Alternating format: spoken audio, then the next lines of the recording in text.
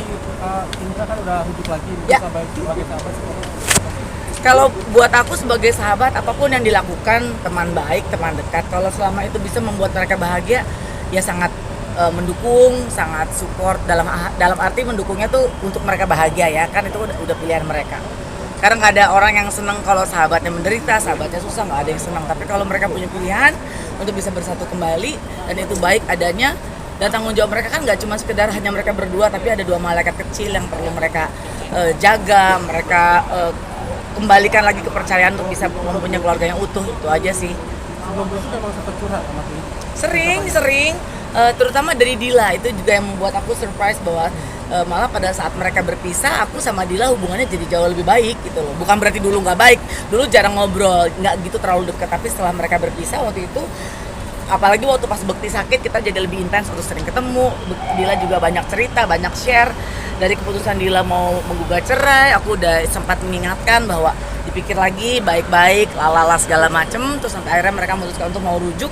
Ya udah, aku bilang perlu diingat bahwa pernikahan itu, hubungan kalian itu nggak cuma seperti kayak mainan Lego yang tinggal dirakit, dipasang, disetting, dibubarin, dikuatin lagi. Jadi kali ini harus lebih bener-bener ambil keputusan, apalagi kan suka berkaitan dengan 2 anak kecilnya mereka. Gitu. Tadi sempat kaget nggak sih mereka mau rujuk? Nggak. Waktu awal aku udah bisa ngeliat dalam arti gini, pada saat mereka udah berpisah, Bekti itu kan masih bolak-balik ke rumah sakit kan, masih ada perawatan, masih ada beberapa tindakan yang mesti dilakukan. Nah itu Dila sering banget untuk info aku, tadi aku mau dong nemenin Mas Bekti. Jadi dari situ pun aku ngeliat emang mereka tuh nggak bisa pisah ya gitu. Ya mungkin memang orang lihatnya gila emang gampang kawin cerai kan, tapi tiap orang punya urusan hati yang beda-beda ya, nggak bisa kita ukur gitu loh. Jadi ya pada saat dari awal pun mereka juga berusaha pengen deket, sering ketemu. Memang waktu pas berpisah Bekti kan memang diurus total sama keluarganya Bekti kan, tapi mungkin akan beda kali tangan yang ngurus langsung kalau bukan dari Dila sendiri. Tidak disetujui ibu mertuanya. Aku nggak tahu kalau soal itu. Maksudnya bukan nggak tahu dalam hal apa ya. Mungkin orang tua punya banyak cara ya untuk bisa protek ke anak-anaknya. Kita mungkin ada ibu di sini yang juga punya cara untuk bisa memprotek anak-anaknya. Anak-anak jangan sampai sakit hati, anak-anaknya jangan sampai susah, jangan sampai jatuh. Setiap ibu pasti punya cara untuk bisa menunjukkan rasa cinta sama anak-anaknya. Tapi ya aku nggak bisa berkomentar banyak kalau ada beberapa hal yang sekarang ini jadi highlight orang-orang bahwa tidak disetujui oleh orang tuanya Dila dan sebagainya. Ya itu balik lagi ke yang menjalankan dan yang harus menerima situasi yang kurang begitu nyaman. Tadi sempat kaget nggak sih mertuanya Bekti nggak ngerestuin rujuk? Sempat kaget nggak mertua Bekti nggak ngerestuin rujuk? Bukan masalah kaget atau enggak ya, cuman ya surprise-nya adalah banyak hal yang terlalu banyak dibeberkan aja gitu di luar sana. Jadi kalau menurut aku untuk blessing atau enggak kan setiap orang tuh punya hak untuk bisa memberikan blessing kepada anak-anaknya, tapi jadi ada banyak cerita panjang yang sebetulnya jadi nggak ada urusan yang utamanya, itu yang menyedihkan sih sebetulnya. Nah, Teni benar nggak sih kalau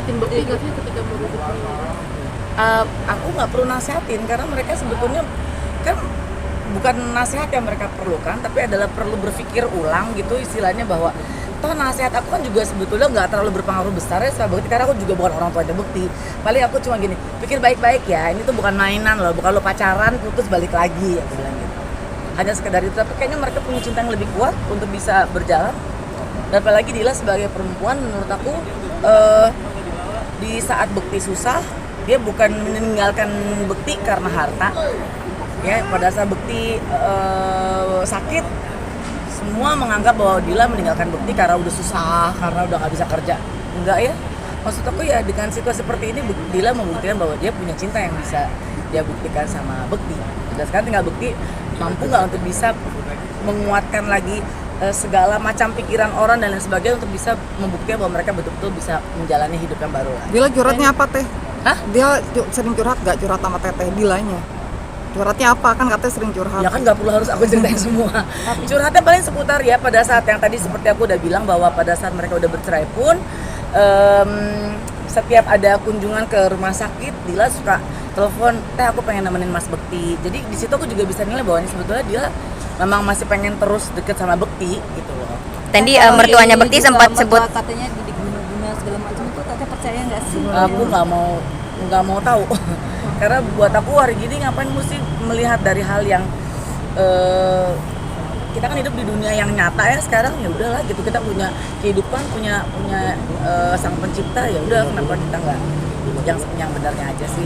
Tendi mertuanya Bekti sempat sebut-sebut yang tahun 2016 itu, mungkin Tendi gimana sih tanggapannya? Ya membahas masa lalunya Ya, itu 2016. urusan Bekti dan mertuanya, bukan urusan aku. Tendi, benar nggak sih kalau Kak Bekti sendiri banyak utang atau segala macam gitu, banyak yang beranggapannya seperti Sekarang itu kalau sampai jual misalnya rumah. Bekti banyak utang, emang kenapa? Dan wajah-wajah lu juga pasti pada yang punya utang kan? Emang kenapa? Emang dosa kalau punya utang? Jadi kalau menurut aku gitu, hutang piutang setiap rumah tangga sah-sah aja sih gitu. Tapi kalau sampai Bekti sekarang dijudge bahwa dia punya hutang 2,4 miliar, aku tiap telepon sama Bekti emang ngomong gini, Bekti, lu gila lu hutang sampai segitu, sampai Bekti tuh ngakak. Utang dari mana Tendi? Gue berarti gue udah kaya banget atau gue udah miskin banget istilahnya gitu. Dan masalah rumah yang dijual itu nggak ada hubungannya dengan diagunkan ke bank. Pada saat mereka bercerai, Bekti dan Dila sudah memutuskan rumah ini akan dijual. Bukan karena apa-apa, karena kan mereka udah nggak bersama kan di satu atap, jadi rumah itu sebaiknya dijual.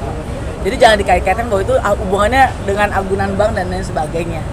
Itu soal ucapan mertuanya Indik yang menilai kalau Indra tuh itu tanggapannya gimana sih sampai ada kata-kata kasar seperti itu? Tanya aja sama yang bersangkutan. Kalau sama aku tanya yang aman-aman aja. Ya kalau aku sih ngeliatnya gini, manusia itu nggak ada yang kertas putih polos ya. Setiap manusia salahnya pasti ada. Aku pun demikian, mungkin segudang atau lebih. Jadi kita tuh manusia kan hidup di past, present, sama future. Ya udah sekarang aja yang ke depan dijalanin. Kalaupun misalnya ada konteksnya kehidupannya Dila sama Bekti nih, semua orang nih ngomongin pastnya Bekti. Toh Dila menerima Bekti di keadaan yang sekarang dan bersiap untuk yang ke depan. Gitu aja sih simpelnya. Tendi mertuanya Bekti sempat sebut kesalahannya berulang. Mungkin Tendi tahu nggak sih atau seperti apa tanggapannya? Nah, tanya aja sama mama mertuanya Bekti. Jangan tanya sama aku. Aku kan teman baik ya. Tendi kalau melihat Kak Bekti sendiri sekarang sudah apa sih kayak kerja terus, nge-MC terus, sedangkan kesehatannya masih belum pulih 100%. Itu Tendi sebagai Kata teman siapa gimana kesehatannya sih? belum pulih 100%? Bekti sudah kembali pulih. Ya ibaratnya kembali pulih dalam arti kata dia bisa berjalan dengan baik. Dia sudah bisa melihat dengan jelas. Bisa ngitung duit juga lebih cepat dari gue. Mendengar super sonik. Kadang kalau dia lagi ngobrol sini, gue lagi ngomong apa dia gini, lu ngomongin gue ya? Dia bisa lebih ini, dia bisa bernafas dengan baik. Karena kemarin kan habis operasi sinus, ada kista di hidungnya. Jadi kalaupun sekarang Bekti bekerja kembali, menurut aku itu bukan Bekti yang pontang-panting cari kerja. Karena pekerjaan masih membutuhkan dia.